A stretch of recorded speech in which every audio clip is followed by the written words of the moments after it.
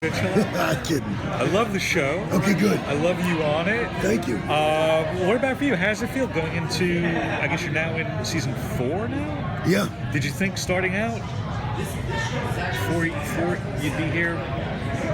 I didn't really think about it, but I think I never thought it. I wasn't like I remember we did the pilot and stuff like John was nervous he's gonna get picked up, and I never was because I guess I knew that I wasn't done. Yeah. I was still creating this, and I just assumed I was gonna be able to continue to. I had things to do. It was with this guy, and that's how I looked at it. Whether that was true or just insanity, it proved to be correct. So, and I'm still kind of trying to. I've got still a lot to learn from Voight and he from I. So.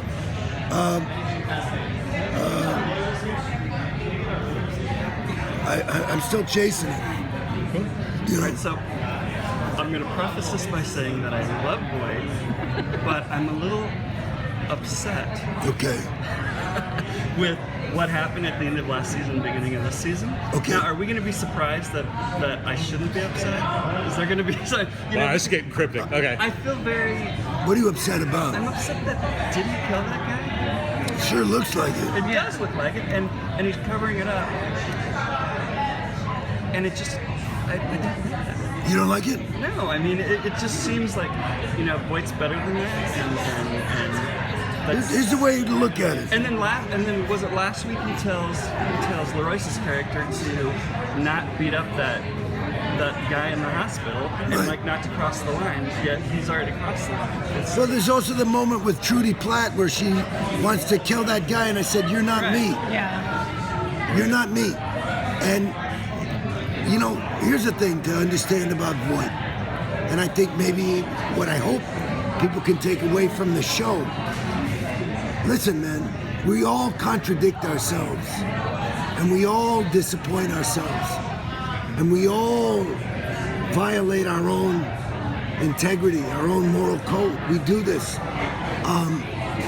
And what's interesting about this show to me, and the way I try to, what it's about, because Voight started as this bad guy on Chicago Fire, and I never looked at him as a bad guy. I don't believe in bad guys. I don't believe in good guys. I believe in guys. And that's what's interesting. Is that people are people. And so if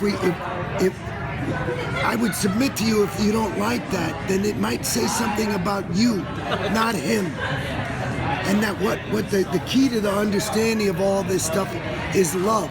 And what I hope that this is about, this show is to get people to look at each other. And it's not like, okay, let's take a in the news and cop story is, this cop killed that young black man.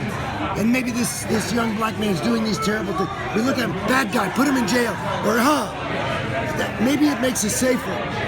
But it doesn't solve anything. This isn't the answer. This is the answer. Understanding. It's what led this guy to come to this thing.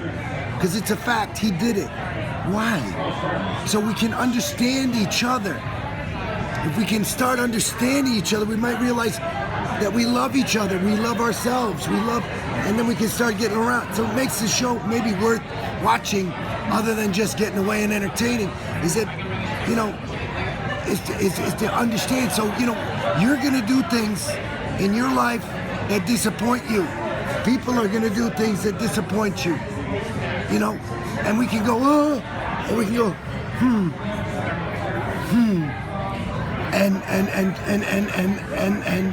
and try to understand, and I think that, and it's not always good. It's not always happy.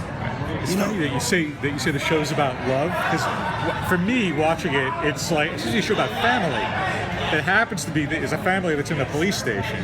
Do you feel the same way, or is that? I think that's a good yes, and look at what kind of father Voight is. Yeah.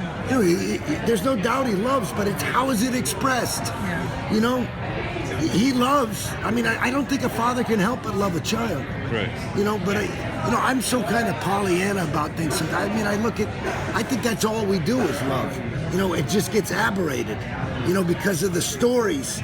And maybe somebody's expressing it as a serial killer, but he's just trying to say, here I am. Right. That's all we're doing. And it comes out in this way that is just unacceptable, but it's just him, and maybe we understand it, maybe we don't, but who cares? That's just what I choose to believe. I don't think it's true. Right. We're all just coming up with shit, to try and cope. I mean, it's not easy out here, man. So starting with John and bringing John and you together, and now John going to justice. How is that affecting you, Voight? For Jason, it's an enormous loss. John Seda is, and this is not PR. And I've said this before, I would rather do a scene with John Seda than any actor I've ever worked with or hope to work with. And that's because he's not only a great actor, but he's just a true gentleman. He's just a real, and a lot of people will behave like a gentleman. This guy is a gentleman. He's just a beautiful person and a fantastic actor to work with. But I think it's great for John. I think it's great for Justice. What's good for Justice is good for all the shows. So it's a loss for us, but we're gonna have to cope. So will Antonio's new job bring him back to better, though, in some not very friendly way? Oh, I don't know. I have no idea. I would imagine. That'll be some good drama, some good. And I just can't wait. If it does, because I mean, there's not a lot I wouldn't do just for the opportunity to have a scene with him, especially something fired up. Oh my gosh, yeah. I love when Olivia's in town, when Mariska's in town. I love the chemistry between you and her characters. That's something. Are they doing another SVU crossover this season? Or I have not heard anything official, but I just love it. It's a lot of fun for both of us, for Jason and Mariska too. We definitely have a lot of fun. Yeah. Last episode, Voight was sort of fixated on people's beards and pulling them. Is there something to that? Is there something going on there? Probably Jason was tired and forgot that he had already done it once in the episode. Because there are times when I'm running on empty and all I'm doing is dragging this body around and somehow remembering the lines.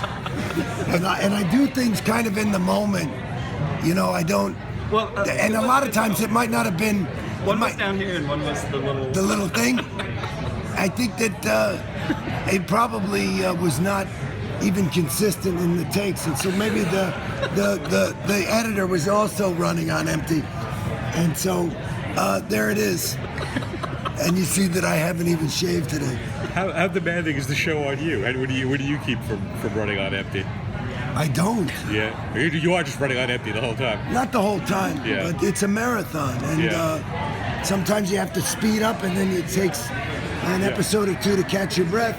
But usually toward the end of the season, there are times, I consider myself professional. I know my lines. I'm prepared. There are times at the end where even though I know my lines, I can't remember them.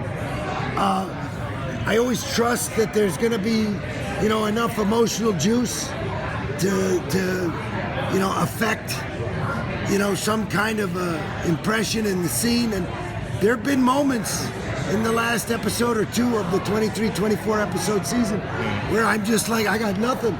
But even that's enough, because I'll play that, because that happens to all of us. So, it's demanding. Do you know the character enough in that situation then? Like in episode 23 where you don't necessarily know the line, but you know Voight? I do. Are they good? Like a writer's okay with you finishing with whatever you think Voight would say? Usually.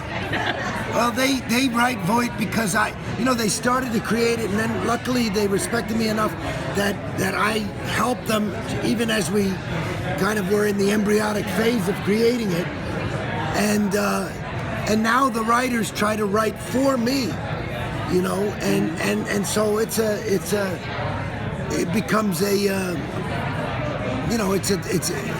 it's a dialogue. It's not a monologue, and it's not a kind of a dictatorship either way. I wouldn't say that.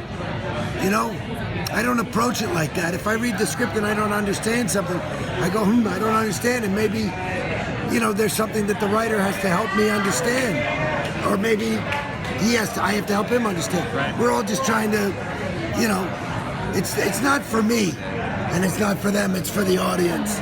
So we're trying to communicate that way, not I'm right and you're wrong. We try to make the audience right. That's the goal. Well, we've talked before, and I've always felt you seem to be just as intense yourself as Voight is.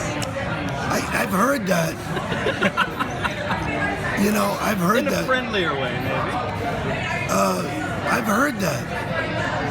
And it always surprises me, because I'm like, I really try to listen. I try to be present. Well, you're passionate. I'm passionate. I guess so. I don't, I wouldn't hurt a fly. I think I've been in one fight my whole life. I'm not violent. I just mean the passion.